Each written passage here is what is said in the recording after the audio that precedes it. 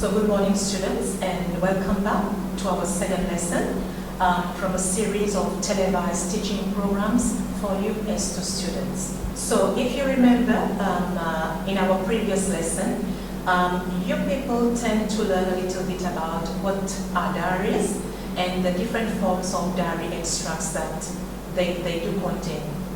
Our session for today will be about characteristics of personal diaries.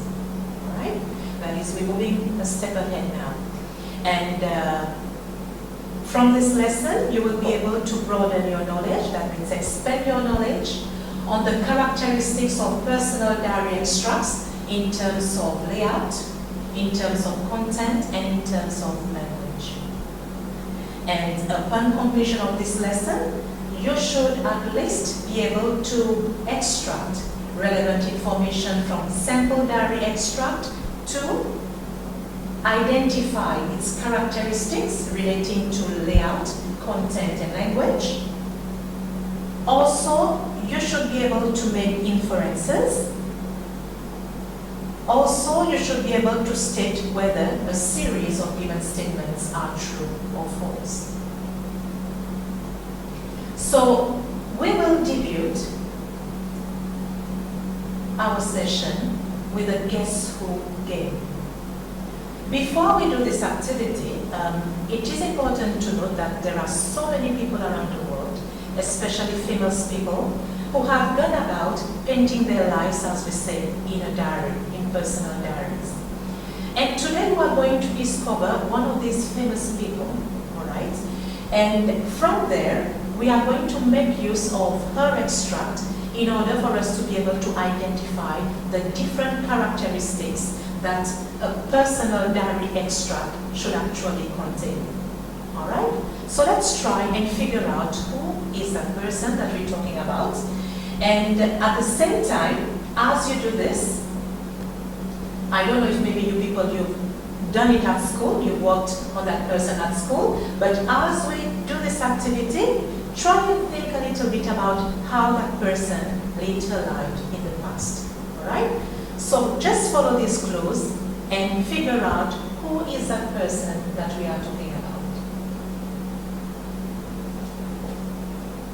about. Okay, so the first clue, so we are actually talking about a female here.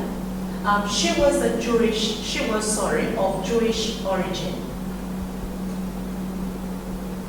And also we know that she was born on the 12th June 1929. That is way back. We also know that her diary was her 30th birthday present from her dad. She named her diary Kitty. And she died at a young age, that is the age of 15, at the concentration camp because of typhus. Typhus is actually a type of fever. And we know also that her diary was published by her dad, and her diary reveals the suffering of the Jews under the power of Hitler at that time. And to guide you, I have this picture here. So does it ring a bell? Do you know who is that person that we are talking about here? Right. So we are talking about Anne Frank. Right? So we are going to actually use an extract from a famous diary, that is the diary of Anne Frank, for us to actually identify the different characteristics that a diary extract should contain. So this is what we are going to make use of. So that is one of her extracts that was actually written in 1942, precisely on October the 9th. Okay? And do spare me some time because I'm going to read this extract to you so that you can get the gist out of it. So it goes like this. October 9th, 1942. Dear Kitty, today I have nothing but dismal and depressing news to report. Our many Jewish friends and acquaintances are being taken away in droves. The Gestapo is treating them very roughly and transporting them in cattle cars to big camp, which they are sending all the Jews. The people get almost nothing to eat there, much less to drink, as water is available only 1 hour a day, and there's only one toilet and sink for several thousand people. Men and women sleep in the same room, and women and children often have their heads shaved. Escape is almost impossible. Many people look Jewish, and they are rendered by their shorn heads. If it's that bad in Holland, what must it be like in those faraway and uncivilized places where the Germans are sending them? We are sure that most of them are being murdered. The English radio says they are being gassed. Perhaps that's the quickest way to die. I feel terrible. Kisses, Anne. A very touching extract indeed. Now let us make use of this extract for us to actually identify the different characteristics. If you remember in our previous lesson, we said that when it comes to a diary extract, it has to be organized in sections, yes, according to dates, all right? Can you figure out the date when this extract was written? Of course, it is up there, okay, on top, which tells us that it was written on October the 9th, 1942. So one of the characteristics now will be the date, all right? It is very important for you to start a diary entry with a date. And if again we go back, you will remember that we said that a diary is a possession, your personal possession, okay? And when something is your personal possession, you need to at least have a close contact, a close bond to it or with it. And from this extract, how has Anne kept a close bond with her diary? Do you know what she has done? Can you actually identify what she has done? I know that you've done this perfectly well. She has given her diary a name, all right? Can you see up there where she said, "Dear Kitty"? She has actually saluted her diary using a name, all right? And I know that most probably you at home who have your diaries, you have given your diary a name. Let's move on in the first paragraph, to the first paragraph of the extract. And I want you to focus on the information of sentences that are in red.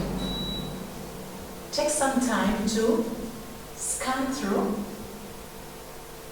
and try to figure out what is Anne actually talking about in these few sentences. Again, it is something that we saw in our previous lesson. What is she talking about there? Have you been able to figure out that she's talking about the main event of the day? If that is the case, well done, all right? And we see there, here, okay? She is actually narrating about her seeing her Jewish friends, acquaintances, taken in droves by the Gestapo, all right? And the way her friends and acquaintances were being treated, it was not something pleasant for her, all right? She said that they were being roughly treated, and they were being transported in what she described as cattle cars to a big camp where all the Jews were being taken. Okay, that is the main event, the main thing that she has actually witnessed with her naked eyes, as we say. Let's proceed to the second paragraph of the extract in blue, all right? Take some time to browse through. And if I may ask you a question, do you think that in the second paragraph, whatever the event that Anne is talking about, Has she actually witnessed that with her naked eyes? I doubt it. I doubt it if she has done it. Because if most probably she was once taken to that camp, there would have not been a turning back, all right? So most probably, we can assume that whatever she's narrating about here, it relates to others' experiences, okay? Most probably what she has heard from other people who, you know, who've heard things from other people who went about telling her what really went on in that place. And it is also normal by the time you people who are writing extract in your diary, you can make connection of an event that you are actually experiencing or which you have experienced with other people's narration. So, can you actually identify what Anne is actually expressing when she said, I feel terrible. I feel terrible. It's not a pleasant feeling here, all right? So what is it that she's actually to pour out in her diary? Yes, she's pouring out her feeling, okay? After having seen all these things, after having heard so many from others about how the Jews were being treated, she felt terrible about this experience, okay? And if you check in the first sentence where we have that phrase, dismal and depressing news to report, okay? Dismal and depressing, again, it does not reveal a positive, okay? An enjoyable feeling, okay? It's something which brings about pain and suffering. Again, if we proceed further down, we see that she went about closing her diary with the word kisses. She's again keeping a connection with her diary. And she is actually bringing her diary to a close. And in doing so, following that, we need to know actually who is writing this diary. And this is where Anne has used her name, right? It might be a nickname also that you can use, that maybe you are known by a nickname. So she went about using her name to actually close the diary. So once you look at this, okay, once you look at all the labels that we have here, all these, they show you that when it comes to layout, we're talking about the date, we're talking about saluting the diary using a name, we're talking about the close, and we're talking about closing the diary with either your name or nickname. It has, all of them, they have to feature in your diary extract. And when you look at the development of the diary, in the development of the extract, the first paragraph, at least you need to treat the main event. Following, that is in the second paragraph, you can actually make connection of the main event with the narration of a person, okay? And finally, it's good for you to express your feeling in your diary. And as a whole, when we look at the language used here, we will say that it is on an informal tone, all right? And also it is very chatty because Anne is actually talking to her diary also, okay? Raising question where we see that here in the last paragraph, okay? She said something about what must it be like to those faraway and uncivilized places where the Germans are sending them. Okay, most probably a question which you want to raise with the parents of the Germans, but she will actually put that in her diary. So actually, there are certain words from this extract that are a little bit foreign for you, all right? So together, we are going to infer, or what we call, we are going to make inferences for us to actually find out the meaning of these words or phrases, all right? Let's try with the first one. There was actually a sentence from the extract that tells us that Gestapo is treating them very roughly. That is something that Anne was actually expressing in her diary. Focus on the word Gestapo here. All right? Gestapo is treating them very roughly. What do you think the word Gestapo means in this sentence here? Okay? They were referring to the German soldiers. All right?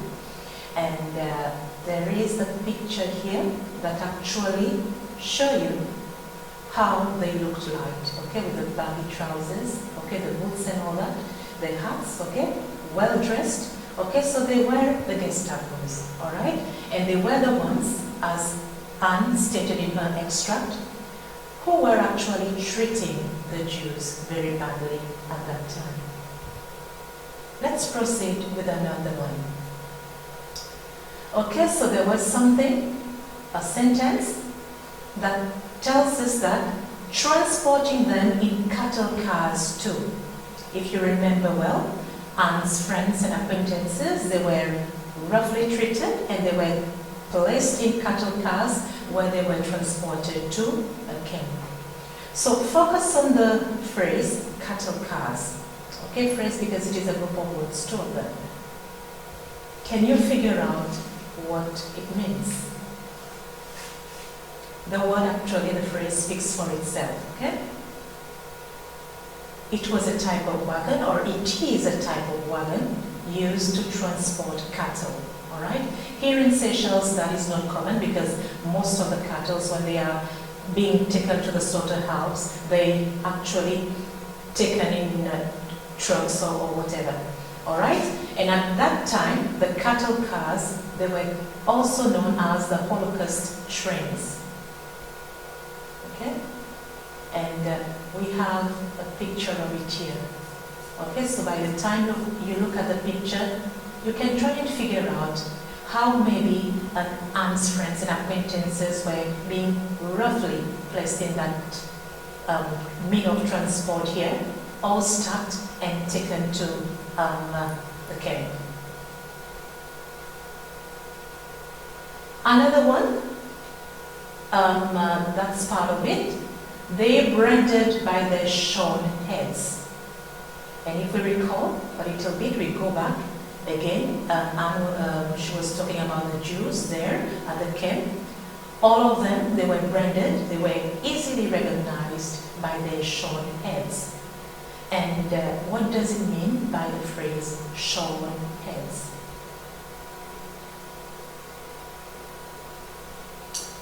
Well done. Okay, bald, okay? That means almost no hair on the head. And we can have an example. You can see here an example of a short-headed person.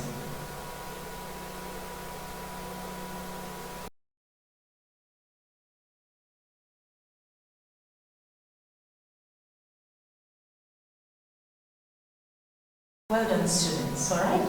So we are almost reaching the end of our lesson. And in order for us to do that, we are going to have another activity. And this time it's going to be a true or false activity, whereby you will be provided with a series of statements. All the statements actually, they come from the extract that we've seen. And you are going to state whether they are true or false.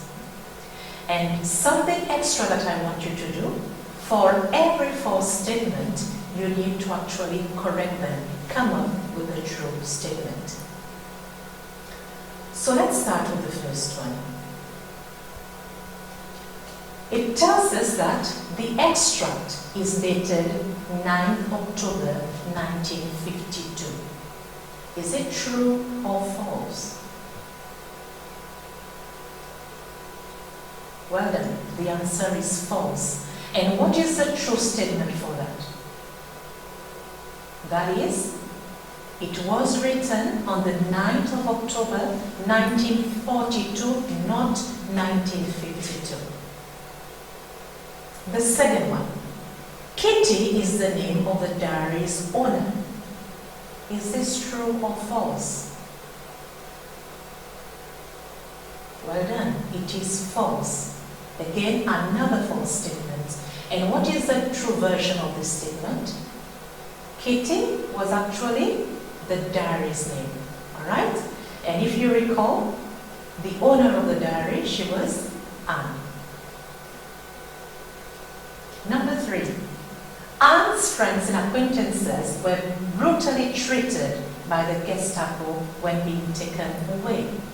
Is this true or false? Great, it is a true statement.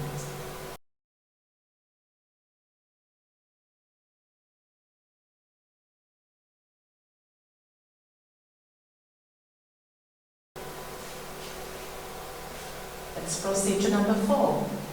Anne's friends and acquaintances were the first to be taken to the big camp. Were they the first? That is false. They were not the first. Because, why? It was said in the text, the big camp, it was where they were sending all the Jews. And probably, not probably, but there should have been other Jews that were there before Anne's friends and acquaintances. Let's have a look at number 5. At the camp, the Jews were easily identified by their shorn heads. We saw the phrase shorn heads on our previous slide. So, is that true or false? That is true. It was actually a brand, alright? And number 6, by being gassed, it could be assumed that the Jews were given a proper shower. Was that true? The term gassed here? That is definitely false, okay? Because it was said in the text that they were murdered, okay? If you are taken to a gas chamber, it's not a shower that you are going to have, okay? It's actually death. Okay, so job well done, students. Let's actually conclude our lesson. And if you remember, we have actually identified the characteristics of diary extracts. And when we talk about the characteristics, we were talking about the layout, okay? The layout which refers to the date, the salutation, that is where you salute your diary using the name. We were referring to the clause, and we are also referring to the name of the person, the writer. And also we saw characteristics, pertaining to the content of the extract. Okay, this is where you need to talk about the main event. If possible, you bring in others' narrations, and also you bring in your feeling. And without forgetting, most importantly, not most, but also important, the language aspect of it. Your diary, when you need to be chatty with it, it's more an informal tone, it is yours, so you tend to be chatty in your diary. And remember that all are of equal importance and they need to be attended well. So that's the end of our second lesson. So please do join us, or do join me for the next session. Thank you.